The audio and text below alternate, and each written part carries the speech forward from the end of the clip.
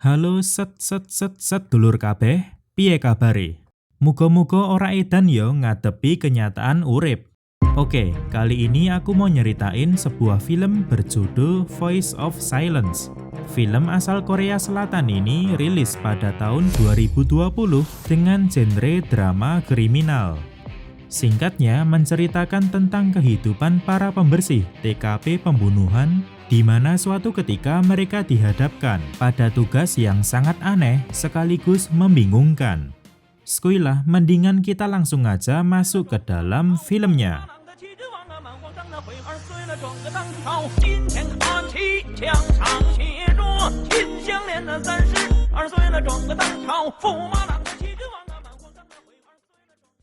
Kaya biasane ya lur, ayo ngomong bareng-bareng. Ojo lali subscribe, like, karo di share ya lur. Mantep, skuy. Film ini akan berfokus kepada dua pria bujang bernama Tae-in dan Chang-bok. Mereka tinggal di sebuah pedesaan dengan bekerja sebagai penjual telur.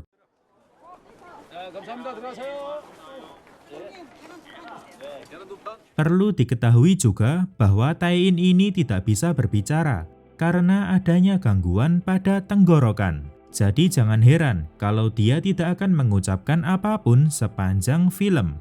Setelah usai menjual telur, mereka bersiap untuk pekerjaan selanjutnya, yaitu sebagai pembersih TKP pembunuhan. Sebelum memulai tugas, Tae-in sempat berkata,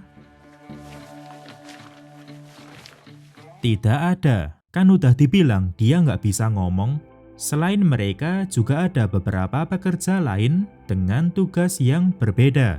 Contohnya, pria berkacamata ini sebagai penerima pelanggan. Dua pria berbadan besar ini adalah Al-gojo. Tidak ketinggalan Tae-in serta Chang-bok yang merupakan seksi kebersihan.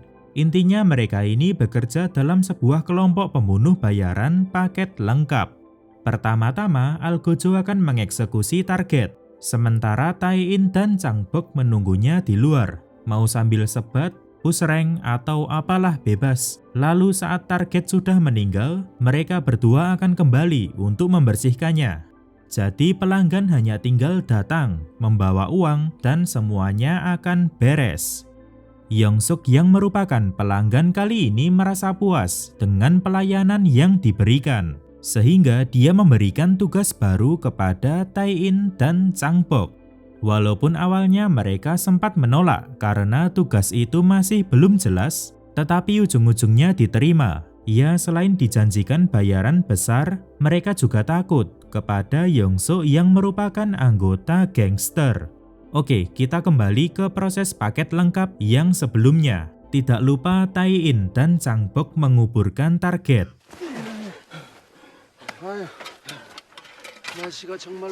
Bahkan juga mendoakannya. Jadi apakah kalian mulai tertarik dengan jasa ini? Monggo. Tetapi selain melakukan pekerjaan busuk itu, mereka berdua ini juga masih memiliki sisi kemanusiaan. Seperti contohnya ini nih yang mereka lakukan.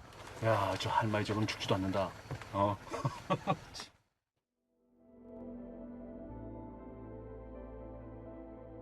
Setelah itu mereka pulang ke rumah masing-masing untuk menjalani hidup seperti biasanya.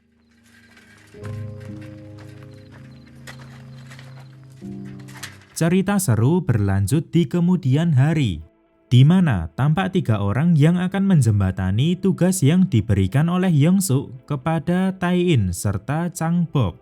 Soal tugas apakah itu, kita juga masih belum tahu nih. Singkatnya, Tae-in dan Chang-bok sampai di sebuah tempat untuk menemui target.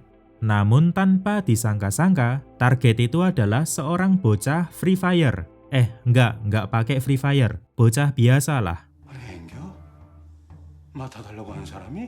Jadi ternyata tiga orang tadi adalah komplotan penculik yang dibayar oleh Yongsuk. Setelah bocah tadi berhasil diculik, sekarang akan diserahkan kepada Tae-in serta Chang-bok untuk disandra sementara waktu, yaitu sampai ayah si bocah memberikan santunan, tebusan. Dalam perjalanan pulang, bocah yang bernama Chohee ini bertanya, 아저씨, 저 죽어요? Chang Bok pun menjawabnya, 아빠가 데려온다고 그랬으니까 우리랑 같이 기다리면 돼요. 에? Percakapan dilanjutkan dengan Chang Bok yang meminta Tai In untuk mengurus Cho-hee di rumahnya. Walaupun awalnya Tai In sempat menolak, tetapi Chang Bok mampu. Asem lah, jenengnya aneh banget, Chang Bok itu. Tetapi Chang Bok mampu meyakinkannya. Toh mau gimana lagi, memang tidak ada tempat lain yang aman untuk menyembunyikan bocah ini. Seperti biasa, Chang Bok hanya mengantarkan sampai depan gang, sehingga Tai In harus mengayuh sepedanya untuk membawa Cho-hee ke rumah. Namun dalam perjalanan, tiba-tiba Cho-hee turun dari sepeda untuk meminta tolong kepada nenek-nenek. Nah, mungkin di sini dia udah sadar kalau lagi diculik. Tetapi bukannya menyelamatkannya, si nenek malah berkata, dikiranya Cho-hee ini adiknya Tai In kali. Sampailah mereka di rumah Tai In yang sangat gelap dengan isi yang berantakan dan terdapat satu bocah lainnya di sini.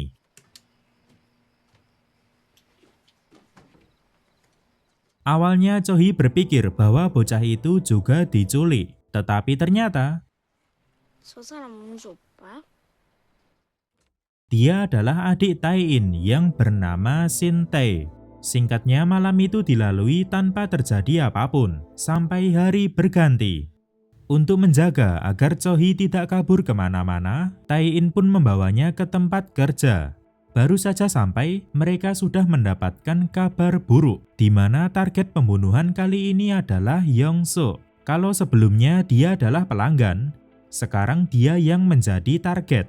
Intinya kelompok ini akan menghabisi siapapun lah sesuai orderan. Lalu kenapa ini menjadi kabar buruk? Karena Yong-suk adalah otak dari aksi penculikan Cho-hee. Jadi apabila dia meninggal, maka Cho-hee akan sepenuhnya menjadi tanggung jawab Tai In serta Chang Bok, yang padahal mereka tidak tahu apa-apa. Sempat Chang Bok bertanya kepada Yong-suk, tetapi orang ini tidak bisa menjawab karena sedang sekarat. Setelah itu Chang Bok dan Tai In mulai menjalankan tugasnya. Sedangkan Cho-hee, dia adalah anak yang penurut. Dia tidak berbuat onar sedikit pun dan malah ikut membantu dalam mengubur target.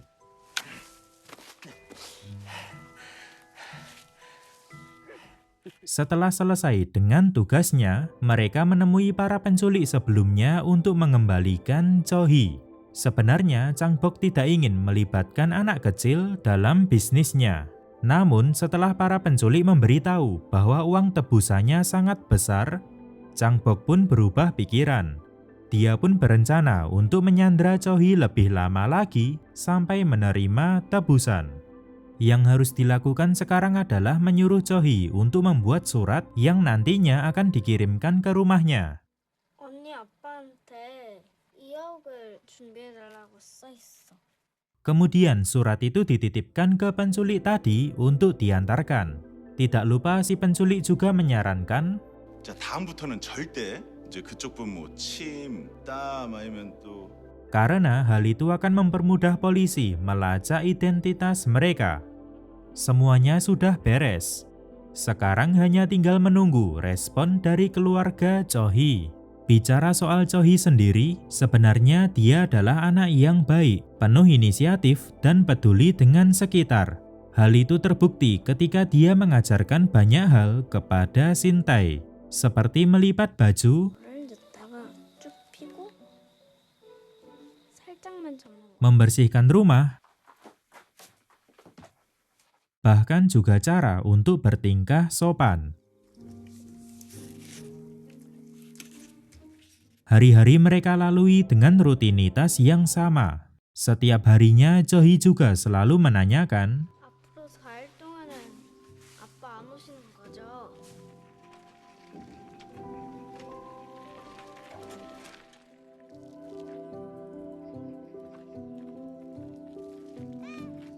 sungguh kejadian unik yang jarang terjadi, di mana korban penculikan malah mempunyai kedekatan khusus dengan penjahat yang menyandranya. Hingga suatu ketika Chang Bok mendatangi Tai In di rumahnya. Dia membawakan sebuah kamera untuk memfoto Cho-hee yang nantinya akan diberikan ke orang tuanya. 너 자꾸 그렇게 웃으면서 찍으면은 너네 엄마 아빠가 여기서 그냥 살라 그러겠다. 최대한 슬퍼야 되는데 슬프게. Ketika sedang mempersiapkan surat yang baru, tiba-tiba Changbok mendapatkan sebuah panggilan. Ternyata Changbok diminta untuk mengambil uang tebusan itu di suatu tempat. Dan untuk mengantisipasi hal-hal yang tidak diinginkan, dia pun membuat skenario rencana. 내일 12시 전에 돈이 확인되면은 무조건 너한테 전화를 할 거고 일단 여기다 데려다 줘야 될 것 같아. 이게 닭집이야 닭집. Keesokan harinya, Changbok sampai di lokasi pertemuan dan dia mendapat informasi bahwa orang yang membawa tebusan itu memakai topi warna biru. Setelah menemukan orang itu, dia pun mulai mengikutinya.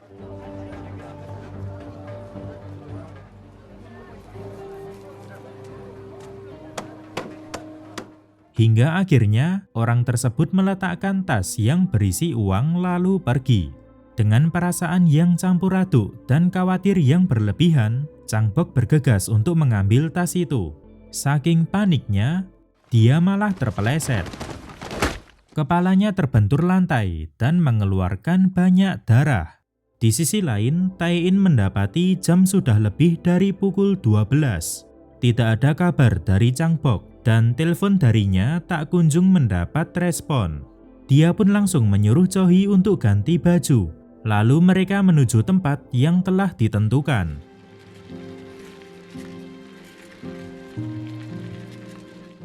Dilihat dari depan, tempat itu hanyalah peternakan ayam. Namun siapa sangka, di dalamnya menampung banyak bocah yang diculik. Dengan berat hati, Tai-in pun meninggalkannya. Sementara Cho-hee langsung disuguhi oplosan agar teler. Tetapi Tai-in masih tidak rela menyerahkan Cho-hee ke tempat tadi. Sejenak dia termenung dan langsung bergegas menjemputnya kembali. Kebetulan sekali dia malah berpapasan dengan mobil yang mengangkut Cho-hee. Kemudian terjadilah baku hantam.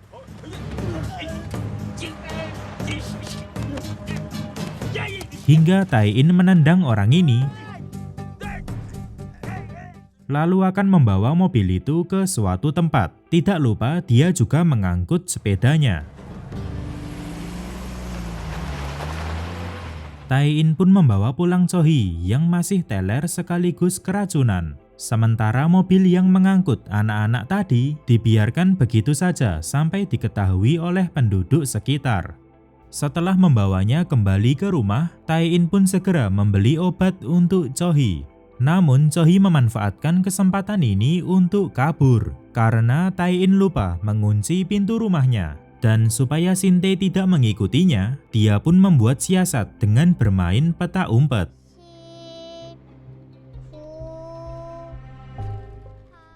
Singkatnya, Tai-in yang baru sampai di rumah diberitahu oleh adiknya kalau Cho-hee menghilang saat bermain dengannya. Dia pun panik bukan main dan langsung mencarinya. Di tempat lain, Cho-hee meminta pertolongan kepada bapak-bapak. Namun ternyata bapak itu sedang mabuk. Dia mengaku sebagai polisi dan memaksa Cho-hee untuk ikut ke rumahnya. Lantas Cho-hee pun langsung kabur. Singkatnya, Tai-in bertemu dengan Cho-hee di semak-semak. Di sini dia merasa sangat khawatir bagaikan seorang kakak kepada adiknya. Dan mereka pun memutuskan untuk pulang. Ternyata bapak tadi memanglah seorang polisi. Dia mengutus bawahannya untuk mencari seorang bocah sesuai dengan laporannya.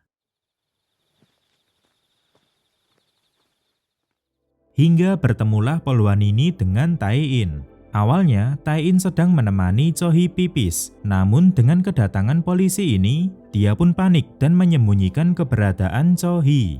Tetapi apes, tiba-tiba Shin-tae malah akan menyusul masuk ke dalam toilet. Karena melihat si poluan mulai curiga, Tai-in pun langsung menubruknya.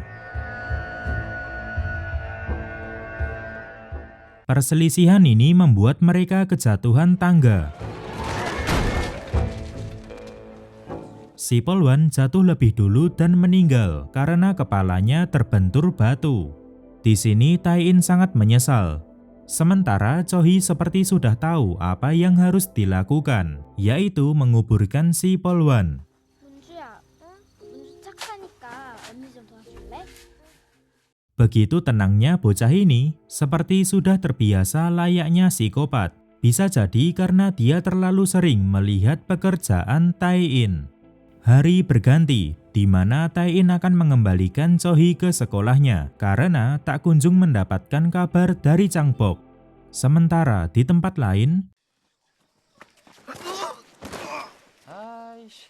para penculik datang ke rumah penculikan. Mereka berencana menangkap Tai-in karena sudah membebaskan semua bocah yang disandra.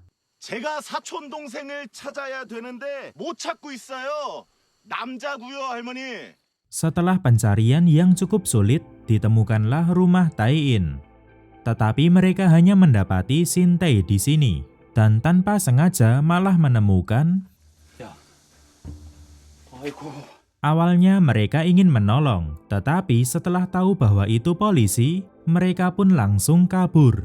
Sampailah Tai-in di sekolah Cho-hee. Di sini Cho-hee langsung berlari ke gurunya dan dia bercerita bahwa selama ini dibawa oleh Tai-in. Sontak guru itu langsung berteriak,